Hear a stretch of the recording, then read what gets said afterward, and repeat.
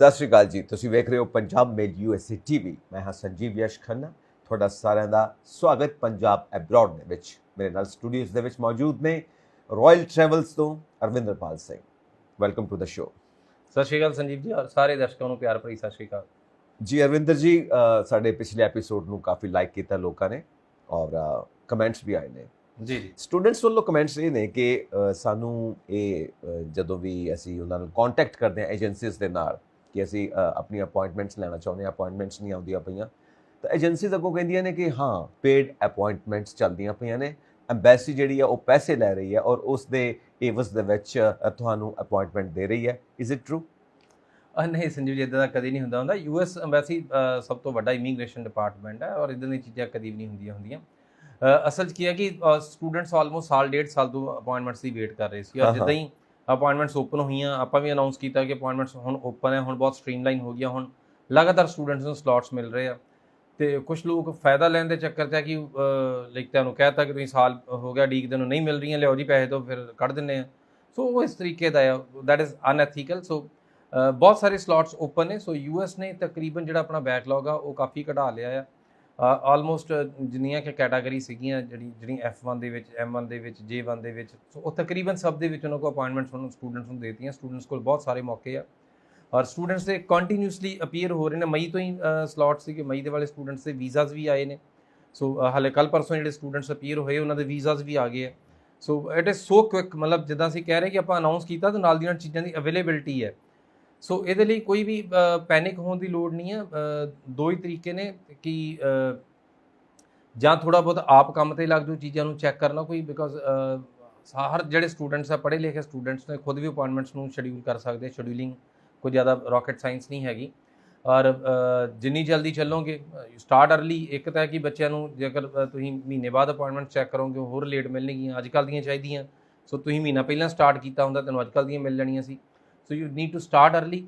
2-3 ਫਾਰਮੂਲੇ ਨੇ ਇਹਦੇ ਵਿੱਚ ਜਿਨ੍ਹਾਂ ਦਾ ਖਾਸ ਕਰਕੇ ਖਿਆਲ ਰੱਖਣਾ ਹੈ। ਸੋ ਜਦੋਂ ਤੁਸੀਂ ਅਪਾਇੰਟਮੈਂਟਸ ਬੁੱਕ ਕਰਦੇ ਹੋ ਔਰ ਉਹਦੇ ਵਿੱਚ ਅਗਰ ਤੁਹਾਡੇ ਕੋਲ ਸਟੂਡੈਂਟਸ ਨੂੰ ਕਈ ਵਾਰੀ ਹੁੰਦਾ ਕਿ ਜਿਸ ਤਰੀਕੇ ਨਾਲ ਅਸੀਂ ਵੇਖਦੇ ਹਾਂ ਕਿ ਮੈਨੂੰ 19 ਤਰੀਕ ਦੀ ਪਹਿਲੀ ਮਿਲੀ ਅਤੇ ਮੈਨੂੰ 20 ਦੀ ਦੂਸਰੀ ਚਾਹੀਦੀ ਹੈ। ਸੋ ਇਹਦੇ ਵਿੱਚ ਥੋੜ੍ਹਾ ਬਹੁਤ ਉੱਪਰ ਥੱਲੇ ਹੈਗੇ। ਅਗਰ ਤੁਹਾਨੂੰ ਕੰਜ਼ੈਕਟਿਵ ਲਗਾਤਾਰ ਡੇਟਸ ਨਹੀਂ ਮਿਲਦੀਆਂ ਡੋਂਟ ਵਰੀ ਯਾਰ, ਮਤਲਬ ਤੁਸੀਂ ਸਾਰਾ ਸਾਲ ਵੇਟ ਕੀਤਾ ਹੈ। ਸੋ ਅਗਰ ਵਿੱਚ 2-4 ਦਿਨ ਦਾ ਫਰਕ ਪੈਂਦਾ ਹੈ, ਹਫ਼ਤੇ ਦਾ ਫਰਕ ਪੈਂਦਾ, ਤਾਂ ਓਬਵੀਅਸਲੀ ਤੁਸੀਂ ਤੁਹਾਨੂੰ ਇਸ ਟਾਈਮ ਤੇ ਇਹ ਕਰਨਾ ਪਊਗਾ। ਬਿਕੋਜ਼ ਇਸ ਸਮੇਂ ਦੇ ਵਿੱਚ ਜਿਹੜੀਆਂ ਤਰੀਕਾਂ ਮਿਲ ਰਹੀਆਂ ਨੇ ਉਹ ਕਈ ਵਾਰੀ ਉਹਨਾਂ ਦੇ ਵਿੱਚ ਹਫ਼ਤੇ ਦਾ ਟਾਈਮ ਹੁੰਦਾ ਕਿ ਜੋ ਪਹਿਲਾਂ ਤੁਸੀਂ ਜਾਂਦੇ ਹੋ OFC ਜਾਂਦੇ ਹੋ, ਜਿੱਥੇ ਤੁਸੀਂ ਜਾ ਕੇ ਆਪਣੀ ਬਾਇਓਮੈਟ੍ਰਿਕਸ ਕਰਾਉਣੇ ਹੁੰਦੇ ਆ VFS ਸੈਂਟਰ। ਸੋ ਤੁਸੀਂ ਬਾਇਓਮੈਟ੍ਰਿਕਸ ਕਰਵਾਉਂਦੇ ਹੋ। ਉਸ ਤੋਂ ਬਾਅਦ ਜਿਹੜੀ ਤੁਹਾਡੀ ਕਾਉਂਸਲਰ ਡਿਪਾਰਟਮੈਂਟ ਦੀ ਜਿਹੜੀ ਫੀਸ ਆ, ਅਪਾਇੰਟਮੈਂਟ ਆ, ਕਾਉਂਸਲਰ ਅਪਾਇੰਟਮੈਂਟ ਕਈ ਵਾਰੀ ਡਿਲੇ ਦੀ ਹੁੰਦੀ ਹੈ ਵੀ ਕਿ ਉਹਦੇ 'ਚ ਹਫ਼ਤਾ 10 ਦਿਨ ਦਾ ਸਮਾਂ ਵੀ ਆ ਜਾਂਦਾ ਹੈ। So even if it is there ਤਾਂ ਕੋਈ ਦਿੱਕਤ ਨਹੀਂ ਹੈਗੀ। ਸੋ ਅਗਰ ਤੁਹਾਡੇ ਕੋਲ ਅਪਾਇੰਟਮੈਂਟ ਕਿਤੇ ਤੁਹਾਨੂੰ ਬਹੁਤ ਦੂਰ ਦੀਆਂ ਮਿਲ ਰਹੀਆਂ ਨੇ, ਤੁਸੀਂ ਹੁਣੇ ਸ਼ਡਿਊਲ ਕਰ ਰਹੇ ਹੋ, ਤਾਂ still you don't need to worry. So ਦੂਰ ਦੀਆਂ ਮਿਲਦੀਆਂ ਉਹਨਾਂ ਦੇ ਬਾਅਦ ਰੀਸ਼ਡਿਊਲਿੰਗ ਹੋ ਜਾਂਦੀ ਹੈ। ਸੋ ਇਸੇ ਤਰੀਕੇ ਨਾਲ ਤੁਸੀਂ ਅਗਰ ਕਰਨਾ ਚਾਹੁੰਦੇ ਹੋ ਤਾਂ ਤੁਸੀਂ ਉਹਨਾਂ ਨੂੰ ਲਾਈਕ ਦੇਰ ਆਰ ਸੈਵਰਲ ਵੇਜ਼ ਕਿ ਤੁਸੀਂ ਆਪਣੀਆਂ ਅਪਾਇੰਟਮੈਂਟਸ ਨੂੰ ਪ੍ਰੀਪੋਨ ਵੀ ਕਰ ਸਕਦੇ ਹੋ, ਬਟ ਸਭ ਤੋਂ ਪਹਿਲਾ ਤਰੀਕਾ ਹੈ ਕਿ you need to book it. So ਇਸ ਤਰ੍ਹਾਂ ਦਾ ਕੁਝ ਵੀ ਨਹੀਂ ਹੈ ਕਿ ਪੇਡ ਹੈਗੀਆਂ ਨੇ? ਨਹੀਂ, ਪੇਡ ਕਿਤੇ ਨਹੀਂ। ਪਿੱਛੇ ਜੇ ਕੈਨੇਡਾ ਵਿੱਚ ਜ਼ਰੂਰ ਥੋੜ੍ਹਾ ਬਹੁਤ ਲਾਈਕ ਵੀਵ ਸੀਨ ਦਿਸ ਕਿ ਕੈਨੇਡਾ ਦੇ ਵਿੱਚ ਸਲੋਟਸ ਬਹੁਤ ਸਾਰੀਆਂ ਪੇਡ ਰਹੀਆਂ ਨੇ ਸਟੂਡੈਂਟਸ ਲਈ, ਬਾਇਓਮੈਟ੍ਰਿਕਸ ਦੀਆਂ ਅਪਾਇੰਟਮੈਂਟਸ ਕੁਝ ਸਮੇਂ ਲਈ। And we have reported this to, ਅਸੀਂ ਕੈਨੇਡੀਅਨ ਹਾਈ ਕਮਿਸ਼ਨ ਨੂੰ ਰਿਪੋਰਟ ਵੀ ਕੀਤੀ ਇਹਨਾਂ ਚੀਜ਼ਾਂ ਦੀ, ਬਟ ਕੁਝ ਸਮੇਂ ਉਹ ਉਸ ਤਰੀਕੇ ਨਾਲ ਚੱਲਦਾ ਰਿਹਾ। ਸੋ ਬਾਅਦ 'ਚ ਕੀ ਮਈਅਰਸ ਨੇ, ਬਿਕੋਜ਼ ਇਹ ਉਹਨਾਂ ਦੇ ਇੰਟਰਨਲ ਲੈਵਲ ਦੇ ਉੱਪਰ, ਇੱਥੇ ਬਾਹਰ ਤੇ ਚੀਜ਼ਾਂ ਆ ਕੇ ਉਸ ਤਰੀਕੇ ਨਾਲ ਦਿਸਦੀਆਂ ਨਹੀਂ। ਬਟ US ਵਿੱਚ ਕਦੀ ਕੁਛ ਇੱਦਾਂ ਦਾ ਨਹੀਂ ਹੈਗਾ। US ਵਿੱਚ ਬਹੁਤ ਸਾਰੇ ਮੌਕੇ ਮਿਲਣਗੇ ਬਿਕੋਜ਼ ਅੰਬੈਸੀ ਨੇ ਲਗਾਤਾਰ ਆਪਣੇ ਟਵਿੱਟਰ ਹੈਂਡਲ ਰਾਹੀਂ, ਲਗਾਤਾਰ ਵੈਬੀਨਾਰਸ ਰਾਹੀਂ ਸਟੂਡੈਂਟਸ ਨੂੰ ਜਾਗਰੂਕ ਕੀਤਾ ਆ, ਨਾਲ ਅਟੈਚ ਕਰਕੇ ਰੱਖਿਆ ਆ। ਸਟੂਡੈਂਟਸ ਨੂੰ ਸਮੇਂ-ਸਮੇਂ 'ਤੇ ਵੈਬੀਨਾਰਸ ਕਰਦੇ ਨੇ। ਸੋ ਕੁਛ ਲਵਿੰਗ ਵੈਬੀਨਾਰਸ ਵੀ ਨੇ ਜਿਹਦੇ 'ਚ ਤੁਹਾਨੂੰ ਜੋਕਸ ਸੁਣਾਏ ਜਾਂਦੇ ਆ। ਸੋ ਐਜੂਕੇਸ਼ਨ USA ਇੱਕ ਪ੍ਰੀਮੀਅਰ ਏਜੰਸੀ ਹੈ ਜਿਹੜੀ US ਐਜੂਕੇਸ਼ਨ ਨੂੰ ਲਾਈਕ ਇੱਥੇ ਪ੍ਰਮੋਟ ਕਰਦੀ ਹੈ, they are doing it. So ਇਸ ਕਰਕੇ ਸਟੂਡੈਂਟਸ ਦੇ ਮਨ ਤੋਂ ਜਿਹੜਾ ਡਰ ਲਾਉਣ ਵਾਲਾ ਕੰਮ ਹੈ ਇਸ ਟਾਈਮ, ਕਿ ਜਿਹੜੇ ਸਟੂਡੈਂਟਸ ਚੰਗੇ ਸਟੂਡੈਂਟਸ ਨੇ, ਕੁਆਲਿਟੀ ਸਟੂਡੈਂਟਸ ਨੇ, ਯੈਸ US ਨੂੰ ਚਾਹੀਦੇ ਨੇ ਉਹ। ਅਤੇ ਜਿਹੜੇ ਸਟੂਡੈਂਟਸ ਇਸ ਟਾਈਮ ਅਪਲਾਈ ਕਰ ਸਕਦੇ ਆ, ਜਾਂ ਜਿਹੜੇ ਸਟੂਡੈਂਟਸ ਇਸ ਟਾਈਮ ਕਿਤੇ ਨਾ ਕਿਤੇ ਇਸ ਕੈਨੇਡੀਅਨ ਸਟਾਈਲ 'ਚ ਫਿੱਟ ਨਹੀਂ ਆਉਂਦੇ, ਜਾਂ ਕਿਸੇ ਹੋਰ ਕੰਟਰੀ ਦੇ ਵਿੱਚ ਕ੍ਰਾਈਟੀਰੀਆ 'ਚ ਫਿੱਟ ਨਹੀਂ ਆਉਂਦੇ, ਈਵਨ ਉਹ ਵੀ US ਦਾ ਰੁੱਖ ਕਰ ਸਕਦੇ। ਬਿਕੋਜ਼ ਯੂਐਸ ਦੇ ਕੰਮ ਕਰਨ ਦਾ ਤਰੀਕਾ ਪੂਰੀ ਦੁਨੀਆ ਦੀਆਂ ਬਾਕੀ ਸਭ ਐਮਬੈਸੀਜ਼ ਤੋਂ ਨਿਰਾਲਾ ਆ। ਹਾਂ ਸੋ ਇਹ ਆਪਣੇ ਤਰੀਕੇ ਨਾਲ ਇੱਕ ਸੋਸ਼ਲ ਐਕਸਪੈਰੀਮੈਂਟਿੰਗ ਦੇ ਆਧਾਰ ਦੇ ਉੱਪਰ ਇਹ ਵੀਜ਼ਾਸ ਨੂੰ ਐਡਰੈਸ ਕਰਦੇ ਆ ਕਿ ਤੁਸੀਂ ਐਪਲੀਕੈਂਟ ਨੂੰ ਵੇਖਦੇ ਹੋ, ਉਹਦੇ ਨਾਲ ਗੱਲਬਾਤ ਕਰਦੇ ਹੋ, and here comes the decision. So ਪਹਿਲਾਂ ਕੀ ਹੋਇਆ, ਪਿਛਲਾ ਕੀ ਹੋਇਆ, ਉਹ ਸਭ ਤੇ ਮਿੱਟੀ ਪਾਓ। ਸੋ 2-4 ਮਿੰਟ ਗੱਲਬਾਤ ਕੀਤੀ ਐਂਡ ਰਾਈਟ ਟਾਈਮ ਦੇ ਉੱਪਰ ਡਿਸੀਜਨ ਦੇ ਦਿੰਦੇ। ਰਾਈਟ ਸੋ ਕਲੀਅਰ ਹੋ ਗਿਆ ਕਿ ਐਸਾ ਕੁਝ ਵੀ ਨਹੀਂ ਹੈ ਕਿ ਕੁਝ ਪੇਡ ਹੈ, everything is free. Even if somebody is getting problem, ਕਿਸੇ ਨੂੰ ਕੋਈ ਦਿੱਕਤ ਆਉਂਦੀ ਹੈ, ਤੁਸੀਂ ਮਤਲਬ ਸਾਡੇ ਹੈਲਪਲਾਈਨ ਨੰਬਰ ਤੇ ਕਾਲ ਕਰ ਸਕਦੇ ਹੋ। And we can also assist. ਅਸੀਂ ਜਿਹੜੇ ਸਾਡੇ ਸਟੂਡੈਂਟਸ ਅਸੀਂ ਸਭ ਨੂੰ ਅਪਾਇੰਟਮੈਂਟਸ ਵੀ always do it free. So ਉਹਦੇ 'ਚ ਕੋਈ ਦਿੱਕਤ ਨਹੀਂ ਇਦਾਂ ਦੀ ਹੈਗੀ। ਸੋ ਜੋ ਇਹ ਫ੍ਰੀ ਦੀ ਅਪਾਇੰਟਮੈਂਟ ਆ, ਔਰ ਤੁਸੀਂ ਹਮੇਸ਼ਾ ਫ੍ਰੀ 'ਚ ਲੈਂਦੇ ਹੋ ਅਪਾਇੰਟਮੈਂਟ, ਸੋ ਇਹਦਾ ਪ੍ਰੋਸੈਸ ਕੀ ਆ, ਕਿੱਦਾਂ ਇਹ ਸਾਰਾ ਕੁਝ ਅਰੇਂਜ ਕਰਦੇ ਹੋ ਤੁਸੀਂ, ਔਰ ਕਿੱਦਾਂ ਸਟੂਡੈਂਟਸ ਨੂੰ ਬੈਨੀਫਿਟ ਹੋ ਸਕਦਾ ਹੈ? ਸੋ ਵਾਟਸ ਦਾ ਐਗਜ਼ੈਕਟ ਪ੍ਰੋਸੈਸ? ਹਾਂ, ਇਹ ਚੰਗਾ ਆ ਕਿ ਸਾਡੇ ਸਟੂਡੈਂਟਸ ਨੂੰ ਖੁਦ ਵੀ ਪਤਾ ਲੱਗ ਜੇ ਕਿ ਅਪਾਇੰਟਮੈਂਟਸ ਕਿਸ ਤਰੀਕੇ ਨਾਲ ਕਰਨਾ। Yes, very right. ਸੋ ਤੁਸੀਂ ustraveldocs.com ਇਸ ਐਡਰੈਸ ਦੇ ਉੱਪਰ ਜਾਂਦੇ ਹੋ। ਇੱਥੇ ਜਾ ਕੇ ਤੁਸੀਂ ਆਪਣਾ ਪ੍ਰੋਫਾਈਲ ਕ੍ਰੀਏਟ ਕਰਦੇ ਹੋ। ਸੋ ਜਿਹੜੀ ਵੀ ਕੈਟਾਗਰੀ ਤੁਹਾਡੀ ਹੈਗੀ ਆ, ਉਹ 'ਚ ਨਾਨ ਇਮੀਗ੍ਰੈਂਟ ਕੈਟਾਗਰੀ ਸਿਲੈਕਟ ਕਰਨੀ ਹੈ, ਜਿਹੜਾ ਤੁਹਾਡਾ ਸਟੇਟ ਹੈ। ਸੋ ਤੁਸੀਂ ਉਹਦੇ 'ਚ ਜੋ ਤੁਹਾਡੇ ਬੇਸਿਕ ਕ੍ਰੈਡੈਂਸ਼ੀਅਲ ਉਹ ਫਿਲ ਅਪ ਕਰ ਦੇਣੇ ਆ। ਉਸ ਤੋਂ ਬਾਅਦ ਤੁਸੀਂ ਉਹਦੀ ਇੱਕ ਇਨਵੋਇਸ ਜਨਰੇਟ ਕਰਦੇ ਹੋ। ਉਹ ਇਨਵੋਇਸ ਦੇ ਵਿੱਚ ਤੁਹਾਨੂੰ $160 ਪੇ ਕਰਨੇ ਆ। ਉਹ $160 ਤੁਸੀਂ ਐਕਸਿਸ ਬੈਂਕ ਦੇ ਵਿੱਚ, ਇੰਡੀਆ ਦੇ ਵਿੱਚ ਸਾਡਾ ਪ੍ਰੀਮੀਅਮ ਪਾਰਟਨਰ ਹੈ। ਸੋ ਐਕਸਿਸ ਬੈਂਕ ਦੇ ਵਿੱਚ ਤੁਸੀਂ ਜਾ ਕੇ ਯੂਐਸ ਐਮਬੈਸੀ ਦੀ ਫੀਸ ਪੇ ਕਰਨੀ ਹੈ। ਸ਼ੋਰ। ਔਰ ਜਨਰਲੀ ਇਹ ਫੀਸ 1 ਸਾਲ ਲਈ ਵੈਲਿਡ ਰਹਿੰਦੀ ਹੈ। ਔਰ ਉਸ ਤੋਂ ਬਾਅਦ ਤੁਸੀਂ ਪਹਿਲਾਂ ਸੀਗਾ ਕਿ ਔਨ ਐਂਡ ਆਫ ਅਲੱਗ-ਅਲੱਗ ਟਾਈਮਾਂ ਦੇ ਉੱਪਰ ਤੁਸੀਂ ਉਸ ਪੋਰਟਲ ਨੂੰ ਚੈੱਕ ਕਰਨਾ ਹੈ। ਸੋ ਉਹਦੇ 'ਚ ਲੇਟ ਨਾਈਟ ਵੀ ਅਪਾਇੰਟਮੈਂਟਸ ਮਿਲਦੀਆਂ ਨੇ, ਦਿਨ ਦੇ ਟਾਈਮ ਵੀ ਅਪਾਇੰਟਮੈਂਟਸ ਮਿਲਦੀਆਂ ਨੇ। ਬਟ ਕੰਟੀਨਿਊਸਲੀ ਹਮੇਸ਼ਾ ਖੁੱਲੀਆਂ ਰਹਿਣ ਇਦਾਂ ਦਾ ਨਹੀਂ ਹੁੰਦਾ। ਸੋ ਇਸੇ ਕਰਕੇ ਜਦੋਂ ਤੁਸੀਂ ਚੈੱਕ ਕਰਦੇ ਹੋ, ਤੁਹਾਨੂੰ ਲੱਗਦਾ ਇੱਕ ਦੋ ਵਾਰੀ ਚੈੱਕ ਕੀਤਾ ਤੁਹਾਨੂੰ ਨਹੀਂ ਮਿਲੀ, ਤਾਂ ਦੈਨ ਯੂ ਬਿਲੀਵ ਕਿ ਸ਼ਾਇਦ ਇਹ ਪੈਸੇ ਦੇ ਕੇ ਲੈਣੀ ਪੈਣੀ ਹੈ। ਸੋ ਤੁਸੀਂ ਸ਼ੁਰੂ ਦੇ ਵਿੱਚ ਜਦੋਂ ਉਸ ਸੈਕਸ਼ਨ ਦੇ ਵਿੱਚ ਜਾਂਦੇ ਹੋ, ਬਿਲੀਵ ਮੀ, ਬੁੱਕ ਐਨੀ ਅਪਾਇੰਟਮੈਂਟ। ਕੋਈ ਵੀ ਤਰੀਕ ਤੁਹਾਨੂੰ ਮਿਲਦੀ ਹੈ, ਚਾਹੇ ਦਸੰਬਰ ਦੀ ਮਿਲਦੀ, ਚਾਹੇ ਸਤੰਬਰ ਦੀ ਮਿਲਦੀ, ਜਦੋਂ ਦੀ ਵੀ ਮਿਲਦੀ ਬੁੱਕ ਕਰ ਲੈਣੀ। ਨਾਰਮਲੀ ਸਟੂਡੈਂਟ ਛੱਡ ਦਿੰਦੇ ਨੇ ਕਿ ਯਾਰ ਇੰਨੀ ਦੇਰ ਬਾਅਦ ਦੀ ਨਹੀਂ ਮਿਲ ਚਾਹੀਦੀ, ਮੈਨੂੰ ਤਾਂ ਹੁਣੇ ਦੀ ਚਾਹੀਦੀ ਹੈ। ਸੋ ਦੇ ਲੀਵ ਇਟ। ਸੋ ਜਿਹੜੀ ਵੀ ਤਰੀਕ ਮਿਲੇ ਉਹਨੂੰ ਚੱਕ ਲੈਣਾ ਹੈ। ਸੋ ਉਸ ਤੋਂ ਬਾਅਦ ਅਗਰ ਤੁਹਾਡੇ ਕੋਲ ਅਰਜੈਂਸੀ ਹੈਗੀ ਹੈ, ਸਪੋਜ਼ ਕਰੋ ਤੁਹਾਡੇ ਕੋਲ I-20 ਆ ਗਈ, ਸਪੋਜ਼ ਕਰੋ ਤੁਹਾਡੇ ਕੋਲ ਜਾਣ ਦਾ ਕੋਈ ਵੀ ਜਿਹੜਾ ਤਰੀਕਾ ਸੀਗਾ, ਚਾਹੇ ਲਾਈਕ ਤੁਹਾਡੇ ਕੋਲ ਬਾਹਰੋਂ ਪੇਪਰ ਆ ਗਏ, ਸੋ ਉਹਨਾਂ ਪੇਪਰ ਦੀ ਕਾਪੀ ਦੇ ਨਾਲ ਤੁਸੀਂ ਅੰਬੈਸੀ ਨੂੰ ਭੇਜ ਸਕਦੇ ਹੋ। ਔਰ ਤੁਸੀਂ ਐਮਰਜੈਂਸੀ ਅਪਾਇੰਟਮੈਂਟ ਵੀ ਰਿਕੁਐਸਟ ਕਰ ਸਕਦੇ ਹੋ। ਐਮਰਜੈਂਸੀ ਅਪਾਇੰਟਮੈਂਟ ਫਿਰ ਜਿਹੜੀ ਪਿਛਲੀ ਅਪਾਇੰਟਮੈਂਟ ਤੁਹਾਡੇ ਕੋਲ ਸਪੋਜ਼ ਦਸੰਬਰ, ਨਵੰਬਰ, ਅਕਤੂਬਰ ਦੀ ਕਦੀ ਵੀ ਹੋਈ ਪਈ ਹੈ, ਸੋ ਉਹਦੇ ਲਈ ਤੁਹਾਨੂੰ ਅੰਬੈਸੀ ਅਗੇਨ ਈਮੇਲ ਕਰੇਗੀ, ਜਾਂ ਤੁਹਾਡਾ ਪਲੀ ਆ ਰਿਜੈਕਟ ਕਰ ਦਿੱਤਾ ਜਾਊਗਾ ਕਿ ਨਹੀਂ, ਵੀ ਡਿਸਐਗਰੀ ਬਿਕੋਜ਼ ਬਹੁਤ ਸਾਰੇ ਸਟੂਡੈਂਟਸ ਕਿਊ ਦੇ ਵਿੱਚ ਨੇ and you are one of those guys only, ਅਸੀਂ ਤੁਹਾਨੂੰ ਨਵਾਂ ਸਲੋਟ ਨਹੀਂ ਦੇ ਰਹੇ। So you need to go with it. ਇੱਕ ਤਰੀਕਾ ਇਹ ਹੋਏਗਾ, ਮਤਲਬ this is kind of rejection ਕਿ ਤੁਸੀਂ ਐਮਰਜੈਂਸੀ ਰਿਕੁਐਸਟ ਪਾਈ ਸੀ ਤਾਂ ਉਹ ਰਿਜੈਕਟ ਹੋ ਗਈ। ਦੂਸਰਾ ਤਰੀਕਾ ਹੈ ਕਿ ਉਹ ਅਪਰੂਵਲ ਆ ਜਾਏਗਾ। ਇਨ ਕੇਸ ਅਪਰੂਵਲ ਆਏਗਾ ਕਿ ਉਹਦੇ 'ਚ ਤੁਹਾਨੂੰ ਫਿਰ ਉਹ ਅੰਬੈਸੀ ਐਕਸਕਲੂਸਿਵ ਓਪਨ ਕਰੇਗੀ ਤੁਹਾਡੇ ਲਈ, ਕਿ ਤੁਹਾਡੇ ਨਾਲ ਉਹ ਲਾਈਕ ਜਿਹੜਾ ਤੁਹਾਡਾ ਅਕਾਊਂਟ ਹੈ ਉਸ ਲੌਗਇਨ ਦੇ ਵਿੱਚ ਤੁਹਾਨੂੰ ਇਕੱਲਿਆਂ ਨੂੰ ਅਪਾਇੰਟਮੈਂਟ ਦਿਸੇਗੀ। ਸੋ ਨੇੜੇ ਦੀ ਤੁਸੀਂ ਉਹਨੂੰ ਇਕੱਲੇ ਬੁੱਕ ਕਰ ਸਕਦੇ ਹੋ। ਇਹ this is how emergency works. So emergency appointments ਜਦੋਂ ਤੁਸੀਂ ਰਿਕੁਐਸਟ ਕਰ ਰਹੇ, ਜਦੋਂ ਤੁਸੀਂ ਐਮਰਜੈਂਸੀ ਅਪਾਇੰਟਮੈਂਟ ਲੈ ਰਹੇ ਹੋ, ਇੰਨਾ ਖਿਆਲ ਰੱਖਣਾ ਉਸ ਟਾਈਮ ਦੇ ਉੱਪਰ ਆਪਣੀ ਜਿਹੜੀ ਪਿਛਲੀ ਅਪਾਇੰਟਮੈਂਟ ਉਹ ਕੈਂਸਲ ਨਹੀਂ ਕਰ ਦੇਣੀ। ਓਕੇ। ਬਿਕੋਜ਼ ਅਗਰ ਤੁਸੀਂ ਉਹ ਕੈਂਸਲ ਕਰ ਦਿੱਤੀ ਤੇ ਤੁਸੀਂ ਅਧਿਕਾਰ ਗਵਾ ਦੋਗੇ, ਅਧਿਕਾਰ ਖੋ ਦੋਗੇ ਆਪਣੀ ਐਮਰਜੈਂਸੀ ਸ਼ਡਿਊਲਿੰਗ ਦਾ। ਸੋ ਐਮਰਜੈਂਸੀ ਅਪਾਇੰਟਮੈਂਟ ਦਾ ਬਹੁਤ ਸਿੰਪਲ ਰੂਲ ਹੈ ਕਿ ਤੁਹਾਡੇ ਕੋਲ ਪਰਪਸ ਹੋਵੇ, ਤੁਹਾਡੇ ਕੋਲ I-20 ਹੋਵੇ, ਤੁਹਾਡੇ ਕੋਲ ਜਾਣ ਦਾ ਜਿਹੜਾ ਤੁਹਾਡੇ ਕੋਲ ਇਮੀਡੀਏਟ ਕਾਰਨ ਹੈ ਉਹ ਹੋਵੇ, ਔਰ ਉਹਦੇ ਨਾਲ ਨਾਲ ਤੁਹਾਡੇ ਕੋਲ ਇੱਕ ਤਰੀਕ ਹੋਵੇ ਜੋ ਕਿ ਲੰਬੀ ਪੁਰਾਣੀ ਆ। ਸੋ ਐਮਰਜੈਂਸੀ ਇਸ ਕੀ ਜਿਹੜੀ ਪ੍ਰੀਵੀਅਸ ਅਪਾਇੰਟਮੈਂਟ ਆ ਉਹਦੀ ਸ਼ਡਿਊਲਿੰਗ ਤੁਸੀਂ ਹੁਣ ਕਰਨੀ ਹੈ। Okay. So in case you don't have a date, ਫਿਰ ਤੁਹਾਡੀ ਐਮਰਜੈਂਸੀ ਨਾਮ ਦੀ ਕੋਈ ਚੀਜ਼ ਨਹੀਂ ਹੈ। ਔਰ ਅਗਰ ਤੁਸੀਂ ਕੈਂਸਲ ਕਰ ਦਿੰਦੇ ਹੋ, ਐਮਰਜੈਂਸੀ ਪਾ ਕੇ ਮੈਂ ਕੈਂਸਲ ਕਰ ਦੇਵਾਂ, ਤਾਂ ਵੀ ਉਹ ਸਲੋਟ ਚਲਾ ਜਾਏਗਾ। So it is only available ਅਗਰ ਤੁਹਾਡੇ ਕੋਲ ਆਪਣੀ ਐਮਰਜੈਂਸੀ ਹੈਗੀ, ਐਮਰਜੈਂਸੀ ਨੂੰ ਕੈਂਸਲ ਨਹੀਂ ਕਰਨਾ until you get a new appointment. So previous ਜਿਹੜੀ ਤੁਸੀਂ ਬੁੱਕ ਕੀਤੀ ਵੀ ਉਹ ਉੱਦਾਂ ਦੀ ਉੱਦਾਂ ਹੀ ਰੱਖੋਗੇ। ਔਰ ਇਹਦੇ ਵਿੱਚ ਕੋਈ ਬਹੁਤ ਜ਼ਿਆਦਾ ਰਾਕਟ ਸਾਇੰਸ ਨਹੀਂ ਹੈਗੀ। ਤੁਸੀਂ ਜਿੱਦਾਂ ਹੀ ਪੋਰਟਲ 'ਤੇ ਜਾਓਗੇ ਤੁਹਾਨੂੰ ਬਹੁਤ ਸਾਰੀਆਂ ਚੀਜ਼ਾਂ ਆਟੋਮੇਸ਼ਨ ਦੇ ਵਿੱਚ ਮਿਲਦੀਆਂ ਜਾਣਗੀਆਂ। ਐਂਡ ਬਾਈ ਯੈਸ, ਆਪਣੀ ਅਪਾਇੰਟਮੈਂਟ ਬੁੱਕ ਕਰੋ, ਉਸ ਤੋਂ ਬਾਅਦ ਅੰਬੈਸੀ ਜਾਓ। ਔਰ ਜਦੋਂ ਅੰਬੈਸੀ ਜਾਂਦੇ ਹੋ ਐਕਚੁਅਲ ਕੰਮ ਫਿਰ ਉੱਥੇ ਸ਼ੁਰੂ ਹੁੰਦਾ ਹੈ। ਸੋ ਉੱਥੇ ਜਾ ਕੇ ਤੁਸੀਂ ਪਾਰ ਨਿਤਾਰਾ ਹੋਣਾ ਹੈ ਕਿ ਤੁਸੀਂ ਜਿਸ ਕੈਟਾਗਰੀ ਦੇ ਵਿੱਚ ਆਏ ਹੋ, whether you belong to that category or not. ਕਿਉਂਕਿ ਯੂਐਸ ਅੰਬੈਸੀ ਇੱਕ ਸੋਸ਼ਲ ਐਕਸਪੈਰੀਮੈਂਟ ਦੇ ਆਧਾਰ ਦੇ ਉੱਪਰ ਤੁਹਾਡੀ ਵੀਜ਼ਾ ਡਿਸੀਜਨਸ ਨੂੰ ਅਪਰੂਵ ਜਾਂ ਡਿਨਾਈ ਕਰਦੀ ਹੈ। ਕੰਪਲੀਟ ਸਕੈਨ ਆ। ਸੋ ਇਹਦੇ ਵਿੱਚ ਤੁਸੀਂ ਵਿਦਆਊਟ ਐਨੀ ਮੀਡੀਓਕਰ ਸਟੂਡੈਂਟਸ ਜੋ ਨੇ ਉਹ ਡਾਇਰੈਕਟ ਅਪਾਇੰਟਮੈਂਟ ਆਪਣੀ ਲੈ ਸਕਦੇ ਨੇ। ਯੈਸ, ਅਪਾਇੰਟਮੈਂਟ ਲੈ ਸਕਦੇ ਨੇ। ਯੈਸ, ਔਰ ਐਡਮਿਸ਼ਨ ਟਾਈਮ ਸਟੂਡੈਂਟਸ ਨੂੰ ਕਾਫੀ ਮੁਸ਼ਕਲਾਂ ਆਉਂਦੀਆਂ ਨੇ, ਦਿੱਕਤਾਂ ਆਉਂਦੀਆਂ ਨੇ। ਸੋ I-20 is not that easy. ਹਾਂ, ਕਈ ਸਟੂਡੈਂਟ ਸਮਾਰਟ ਨੇ ਕਿ ਉਹ I-20 ਵੀ ਖੁਦ ਪ੍ਰੋਸੈਸ ਕਰ ਲੈਂਦੇ ਨੇ, ਬਟ ਮੈਜੋਰਿਟੀ ਆਫ ਸਟੂਡੈਂਟਸ ਲਈ it's not that easy. So like ਉਹ ਅਗਰ ਉਹਨਾਂ ਨੇ ਉਹ ਸੈਕਸ਼ਨ ਆਪਣਾ ਕੰਪਲੀਟ ਕਰ ਲਿਆ, ਇਫ ਦੇ ਗੋਟ I-20s, ਤੇ ਯੈਸ ਜਿਹੜੀ ਅਪਾਇੰਟਮੈਂਟ ਫਿਕਸ ਕਰਨਾ ਫਿਰ ਕੋਈ ਬਹੁਤ ਵੱਡਾ ਚੈਲੰਜ ਉਹਨਾਂ ਲਈ ਰਹਿ ਨਹੀਂ ਜਾਂਦਾ ਫਿਰ। ਸੋ ਇਹ ਤਾਂ ਹੋ ਗਿਆ ਕਿ ਅਪਾਇੰਟਮੈਂਟ ਹੋ ਗਈ, ਤੇ ਜਿਹੜੇ ਅਪਾਇੰਟਮੈਂਟ ਤੋਂ ਬਾਅਦ ਕਲੀਅਰ ਹੋ ਗਏ ਅੰਬੈਸੀ ਤੋਂ, ਉਹ ਹੋ ਗਏ ਕਲੀਅਰ, ਚਲੋ ਉਹ ਤੇ ਹੁਣ ਚਲੇ ਗਏ, ਜਹਾਜ਼ ਚੜ੍ਹ ਗਏ। ਜੋ ਕਲੀਅਰ ਨਹੀਂ ਹੋਏ, ਰਿਫਿਊਜ਼ ਹੋ ਗਏ। ਸੋ ਰਿਫਿਊਜ਼ਲ ਬਾਰੇ ਸਾਨੂੰ ਥੋੜ੍ਹਾ ਦੱਸੋ ਕਿ ਰਿਫਿਊਜ਼ਲ ਦਾ ਇੱਕ ਸੁਣਨ 'ਚ ਆ ਰਹੀ ਗੱਲ, ਸਾਨੂੰ ਕਮੈਂਟਸ ਵੀ ਆਏ ਨੇ ਕਿ 1 ਈਅਰ ਦਾ ਟਾਈਮ ਦਿੱਤਾ ਜਾਂਦਾ ਹੈ ਕਿ ਜਦੋਂ ਤੁਸੀਂ ਰਿਫਿਊਜ਼ ਹੋ ਗਏ ਹੋ ਤਾਂ 1 ਸਾਲ ਵਾਸਤੇ ਤੁਸੀਂ ਦੁਬਾਰਾ ਅਪਲਾਈ ਨਹੀਂ ਕਰ ਸਕਦੇ।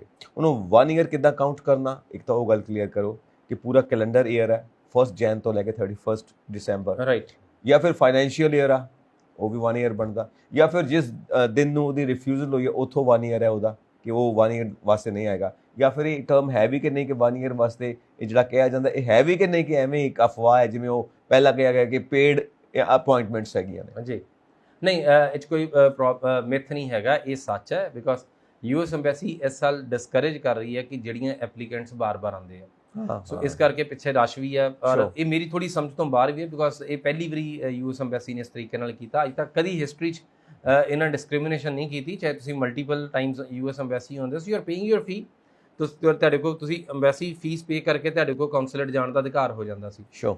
ਸੋ ਇਹ ਪਹਿਲੀ ਵਾਰੀ ਹੈ ਕਿ ਦਿਸ is kind of discrimination also, ਕਿ ਜਿਹਦੇ ਵਿੱਚ ਉਹਨਾਂ ਨੇ ਇੱਕ ਵਾਰੀ ਸਟੂਡੈਂਟ ਚਲਾ ਗਿਆ, ਸਪੋਜ਼ ਕਰੋ ਸਟੂਡੈਂਟ ਨਰਵਸ ਸੀਗਾ, ਨਹੀਂ ਟ੍ਰੇਨ ਹੋ ਕੇ ਗਿਆ, ਨਹੀਂ ਆਊਟਸਟੈਂਡਿੰਗ ਪਰਫਾਰਮ ਕੀਤਾ, ਤੇ ਮੁੜ ਕੇ ਉਹਨੂੰ ਤੁਸੀਂ ਡਿਪਰਾਈਵ ਕਰ ਦਿਓ ਕਿ 1 ਸਾਲ ਐਮਬੈਸੀ ਨਹੀਂ ਆ ਸਕਦਾ। ਸੋ ਇਹ ਥੋੜ੍ਹਾ ਜਿਹਾ ਮਤਲਬ ਖਤਰਨਾਕ ਹੈ।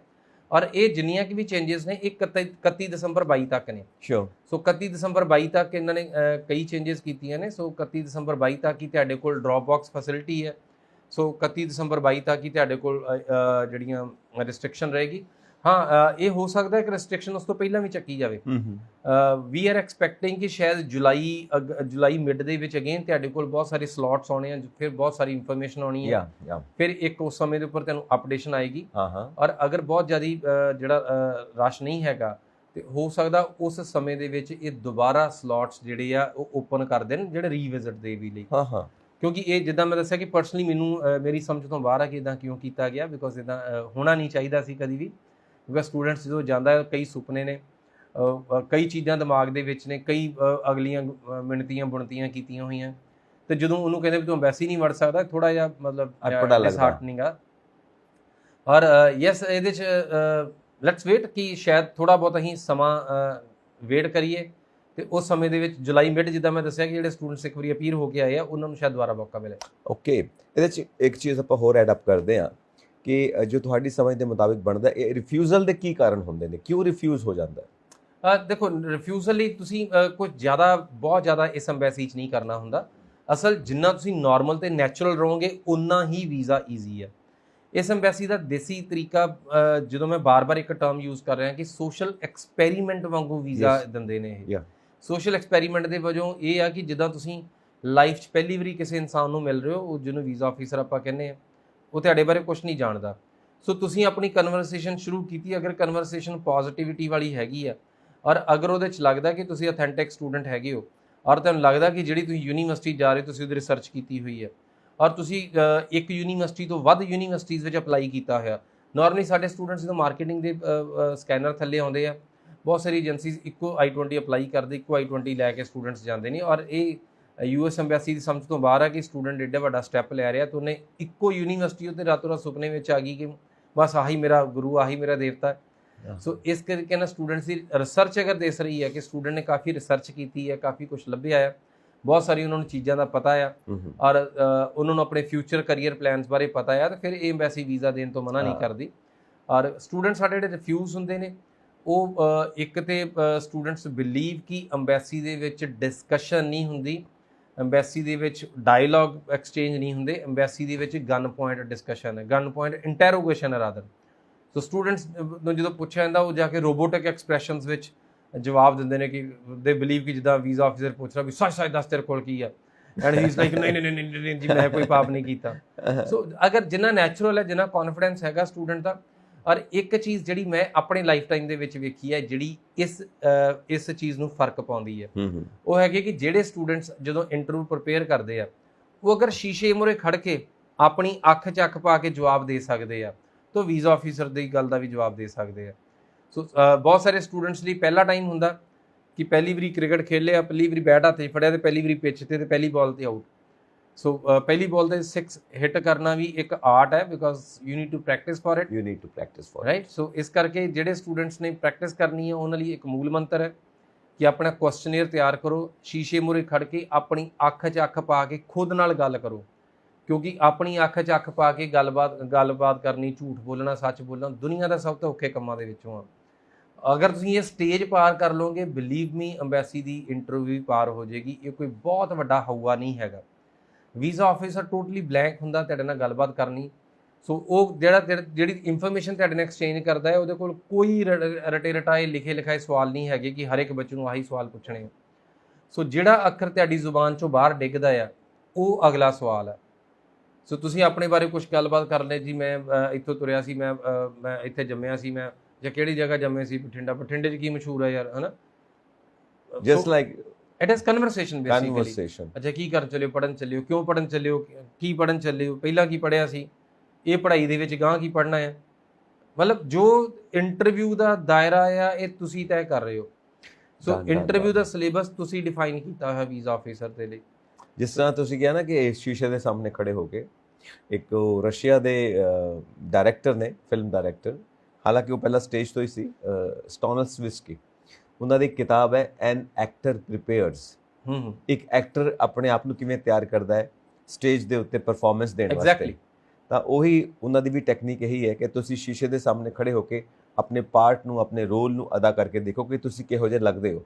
then you can be your own critic। ਤੁਹਾਨੂੰ ਆਪਣਾ ਆਲੋਚਕ ਖੁਦ ਬਣ ਸਕਦੇ ਹੋ, ਤੁਹਾਨੂੰ ਪਤਾ ਲੱਗ ਸਕਦਾ ਕਿ ਮੇਰੇ 'ਚ ਕੀ ਚੰਗਾ ਕੀ ਮਾੜਾ ਹੈ। ਆਪਣਾ ਸੁਧਾਰ ਆਪੇ ਕਰ ਸਕਦੇ ਹੋ।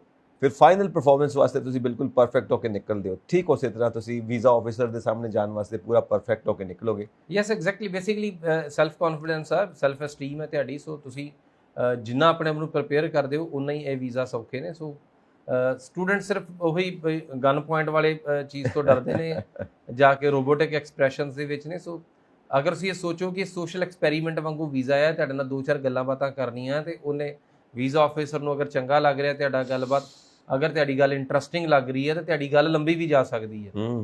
ਸੋ ਅਗਰ ਤੁਹਾਡੇ ਕੁਐਸਚਨਸ ਜਿਹੜੇ ਆਨਸਰਸ ਉਹ ਇੰਟਰਸਟਿੰਗ ਨੇ, ਐਂਟਰਟੇਨਿੰਗ ਨੇ, ਸੋ ਆਬਵੀਅਸਲੀ ਵੀ ਹੋਰ ਗੱਲਬਾਤ ਤੁਹਾਡੇ ਨਾਲ ਕੀਤੀ ਜਾ ਸਕਦੀ ਹੈ। ਬਿਲਕੁਲ ਸਹੀ ਗੱਲ ਹੈ। ਜਿੰਨੀ ਪੋਜ਼ਿਟਿਵਿਟੀ ਆਪਣਾ এনवायरमेंट 'ਚ, ਜਿੰਨੀ ਪੋਜ਼ਿਟਿਵਿਟੀ ਤੁਹਾਡੇ ਦੋਨਾਂ ਦੇ ਦਰਮਿਆਨ ਜਿਹੜਾ এনवायरमेंट ਉਹ 'ਚ ਕ੍ਰੀਏਟ ਕਰਕੇ ਰੱਖੋਗੇ, ਉਨਾ ਹੀ ਵੀਜ਼ਾ ਵੱਲ ਨੂੰ ਸਟੈਪਸ ਨੇ। ਸਹੀ ਗੱਲ ਹੈ। ਤੁਸੀਂ ਵੈਸੇ ਵੀ ਕਿਸੇ ਨਾਲ ਬੈਠੇ ਹੋ ਨਾ, ਤੇ ਤੁਸੀਂ ਉਹਨੂੰ ਐਂਟਰਟੇਨ ਕਰੋ, ਉਹਦਾ ਹੀ ਗੱਲਾਂ ਬਾਤਾਂ ਦੇ ਵਿੱਚ ਉਹਨੂੰ ਮਜ਼ਾ ਆਵੇ, ਤਾਂ ਉਹ ਤੁਹਾਡੇ ਨਾਲ ਬੈਠਣਾ ਪਸੰਦ ਕਰੇਗਾ। ਉਹ ਕਹੇਗਾ ਯਾਰ ਬੋਰ ਹੋ ਗਿਆ ਮੈਂ ਇਹਦੀ ਕੰਪਨੀ ਦੇ ਵਿੱਚ, ਅੱਗੇ ਤੋਂ ਮੈਨੂੰ ਨਹੀਂ ਮਿਲਣਾ ਚਾਹੁੰਦਾ। ਔਰ ਕਈ ਵਾਰ ਕਹਿੰਦੇ ਨੇ ਕਿ ਕੋਈ ਬੰਦਾ ਨਾ ਇਕੱਲਾ ਬੈਠਾ ਕਹਿੰਦਾ ਮੈਂ ਬੋਰ ਹੋ ਗਿਆ, ਇਹਦਾ ਮਤਲਬ ਤੂੰ ਅੱਛੀ ਕੰਪਨੀ 'ਚ ਨਹੀਂ ਹੈ, you are not a good person. ਤੂੰ ਆਪਣੀ ਕੰਪਨੀ 'ਚ ਬੈਠਾ ਹੋਇਆ ਬੋਰ ਹੋ ਗਿਆ, ਇਕੱਲਾ ਬੈਠਾ ਬੋਰ ਹੋ ਗਿਆ। ਸੋ ਆਪਣੇ ਆਪ ਨੂੰ ਐਂਟਰਟੇਨਿੰਗ ਤੁਸੀਂ ਬਣਾਉਣਾ ਚਾਹੀਦਾ ਤੁਹਾਨੂੰ, ਇਹ ਮਸਟ ਹੈ ਤੁਹਾਡੀ ਪਰਸਨੈਲਿਟੀ ਦਾ ਪੁਆਇੰਟ। ਸੋ ਇਹ ਹਰ ਜਗ੍ਹਾ ਦੇ ਉੱਤੇ ਕਾਊਂਟ ਹੋਏਗਾ। ਹੁਣ ਆਪਾਂ ਗੱਲ ਕਰਦੇ ਹਾਂ ਇਹ ਜਿਹੜੇ ਟੂਰਿਸਟ ਵੀਜ਼ਾ ਨੇ, B1 B2 ਬਾਰੇ ਗੱਲਬਾਤ ਕਰਦੇ ਹਾਂ, ਕਿਉਂਕਿ ਕੁਝ ਲੋਕ ਇੱਧਰ ਵੀ ਜ਼ਿਆਦਾ ਇੰਟਰਸਟਿਡ ਨੇ, ਕਿਉਂਕਿ ਸਟੂਡੈਂਟਸ ਦੀ ਗੱਲ ਤਾਂ ਬਹੁਤ ਸਾਰੇ ਲੋਕ ਵੇਟ ਕਰ ਰਹੇ ਨੇ ਪਿਛਲੇ ਆਲਮੋਸਟ 2 ਸਾਲ ਤੋਂ ਜੀ। ਤੇ ਫਿਰ 2 ਸਾਲ ਦੇ ਜਿਹੜੇ ਵੇਟ ਕਰਨ ਵਾਲੇ ਨੇ ਉਹਨਾਂ ਨੂੰ ਥੋੜਾ ਜਿਹਾ ਰਾਹ ਪਾ ਦਿਓ ਤੁਸੀਂ। ਦੇਖੋ ਇਮੀਡੀਏਟਲੀ ਹਾਲੇ ਕੁਝ ਵੀ there is nothing in the store for ਜਿਹੜੇ B1 B2 ਆ। ਸੋ B1 B2 ਬਾਰੇ ਜਿਹੜੀ ਇੱਕ ਤੇ ਚੀਜ਼ ਪੱਕੀ ਆ ਕਿ ਉਹਨਾਂ ਲਈ September is the time. September ਦੇ ਵਿੱਚ ਚੀਜ਼ਾਂ ਉਹਨਾਂ ਲਈ ਈਜ਼ੀ ਹੋਣ ਵਾਲੀਆਂ ਨੇ। ਸੋ ਸੈਪਟੰਬਰ ਤੋਂ ਅੰਬੈਸੀ ਸੈਡ ਕਿ ਸੈਪਟੰਬਰ ਤੋਂ ਅਸੀਂ ਜਿਹੜੇ ਆ ਟੂਰਿਸਟ ਵਾਲੀਆਂ B1 B2 ਵਾਲੀਆਂ ਐਪਲੀਕੇਸ਼ਨਸ ਉਹ ਲਵਾਂਗੇ। ਸੋ ਦੂਸਰੀ ਸਾਡੇ ਕੋਲ ਜਿਹੜੀ ਇਨਪੁਟ ਹੈਗੀ ਉਹ ਹੈਗੀ ਕਿ ਜੁਲਾਈ ਮਿਡ ਦੇ ਵਿੱਚ ਇਹਦੀ ਅਨਾਉਂਸਮੈਂਟ ਜਾਂ ਅਵੇਲੇਬਿਲਟੀ ਹੋ ਸਕਦੀ ਹੈ। ਹੋ ਸਕਦਾ ਜੁਲਾਈ ਮਿਡ ਤੋਂ ਸਲੋਟਸ ਓਪਨ ਸ਼ੁਰੂ ਹੋ ਜਾਣ, ਔਰ ਜਿਹੜੇ ਸਲੋਟਸ ਮਿਲਣ ਉਹ ਗਾਂ ਸਤੰਬਰ ਦੇ ਮਿਲਣ, ਬਿਕੋਜ਼ ਸੈਪਟੰਬਰ ਦੇ ਹੁਣੇ ਖੁੱਲ੍ਹ ਕੇ ਹੁਣੇ ਮਿਲਣ ਨਾਲੋਂ ਸ਼ਾਇਦ ਇਹਦੀ ਪ੍ਰੋਬੇਬਿਲਿਟੀ ਜ਼ਿਆਦਾ ਹੈ ਕਿ ਜੁਲਾਈ ਮਿਡ ਤੋਂ ਖੁੱਲ੍ਹ ਕੇ। So July mid is again going to be something, because ਉਹਦੀ ਅਨਾਉਂਸਮੈਂਟ ਹੋਈ ਆ। So we will be doing something, we will be announcing something in mid July. So we are eagerly waiting ਕਿ ਜਿਹੜੇ B1 B2 ਵਾਲੇ applicants ਆ, ਔਰ ਬਹੁਤ ਸਾਰੇ ਪੇਰੈਂਟਸ ਨੇ ਜਿਨ੍ਹਾਂ ਦੇ ਬੱਚੇ ਉੱਥੇ ਨੇ, ਬਹੁਤ ਸਾਰੇ ਲੋਕ ਘੁੰਮਣ ਫਿਰਨਾ ਚਾਹੁੰਦੇ ਨੇ, ਬਹੁਤ ਸਾਰੇ ਲੋਕ ਸਟਰੱਕ ਨੇ ਪਿਛਲੇ ਕਾਫੀ ਲੰਬੇ ਸਮੇਂ ਤੋਂ।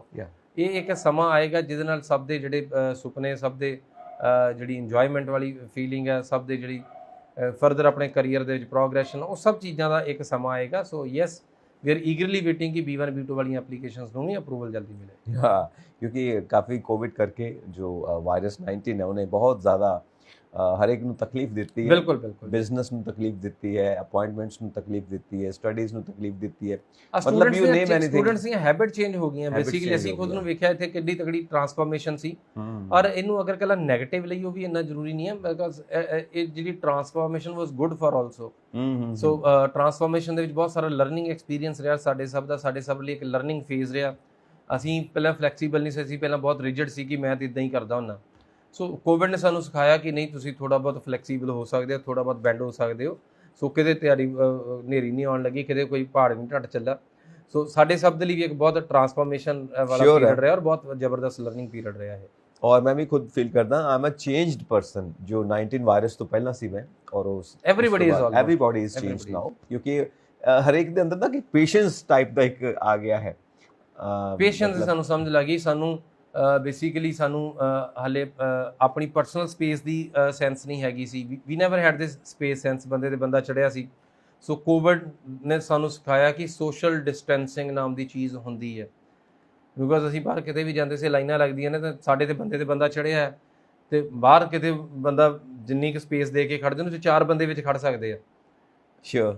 ਸੋ ਸਪੇਸ ਸੈਂਸ ਇੱਕ ਜ਼ਬਰਦਸਤ ਚੀਜ਼ ਹੈ ਜਿਹਨੂੰ ਮੈਂ ਬਹੁਤ ਪੋਜ਼ਿਟਿਵਲੀ ਲੈਣਾ ਜੋ ਇਸ ਸਮੇਂ ਦੇ ਵਿੱਚ। ਇਹਦੇ ਵਿੱਚ ਇੱਕ ਜਿਹੜਾ ਸ਼ਬਦ ਆਪਾਂ ਇਸਤੇਮਾਲ ਕਰਦੇ ਹਾਂ ਨਾ, ਸੋਸ਼ਲ ਡਿਸਟੈਂਸਿੰਗ, ਔਰ ਕਈ ਐਕਸਪਰਟਸ ਔਰ ਕਈ ਲੋਕ ਇਹ ਮੰਨਦੇ ਨੇ ਯਾਰ ਇਹਦੇ ਥਾਂ ਤੇ ਯੂਜ਼ ਕਰੋ ਫਿਜ਼ੀਕਲ ਡਿਸਟੈਂਸ, ਨਾਟ ਸੋਸ਼ਲ ਡਿਸਟੈਂਸਿੰਗ। ਸੋਸ਼ਲੀ ਸਾਨੂੰ ਦੂਰ ਨਹੀਂ ਹੋਣਾ ਚਾਹੀਦਾ। ਸੋਸ਼ਲੀ ਅਸੀਂ ਬੌਂਡਿੰਗ ਸਾਡੀ ਬਹੁਤ ਜ਼ਬਰਦਸਤ ਬਣ ਗਈ ਹੈ। that is something very creative so physical distancing ਉੱਤੇ ਆਪਾਂ ਕੰਮ ਕਰੀਏ। So it's very nice.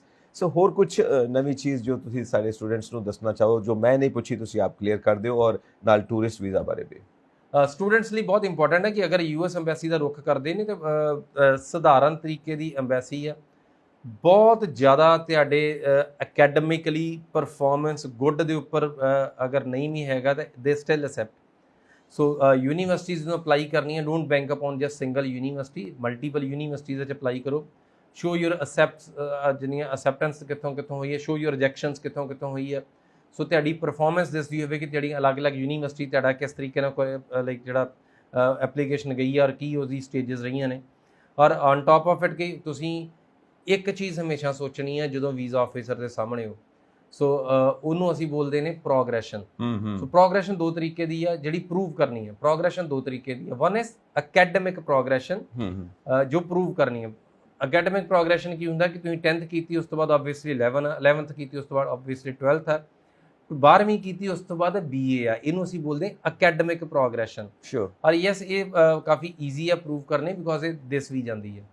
ਦੂਸਰੀ ਹੁੰਦੀ ਕਿ ਜਿਹੜੇ ਸਟੂਡੈਂਟਸ ਦੇ ਕੋਲ ਗੈਪਸ ਨੇ, ਜਿਹੜੇ ਸਟੂਡੈਂਟਸ ਦੇ ਕੋਲ ਜ਼ਿਆਦਾ ਲੰਬਾ ਸਮਾਂ ਪੜ੍ਹਾਈ ਤੋਂ ਲਾਂਭੇ ਨੇ, ਫਿਰ ਉਹਦੇ ਚੋਂ ਕਈ ਸਟੂਡੈਂਟਸ ਨੇ ਕੰਮਕਾਰ ਕੀਤਾ ਹੋਇਆ।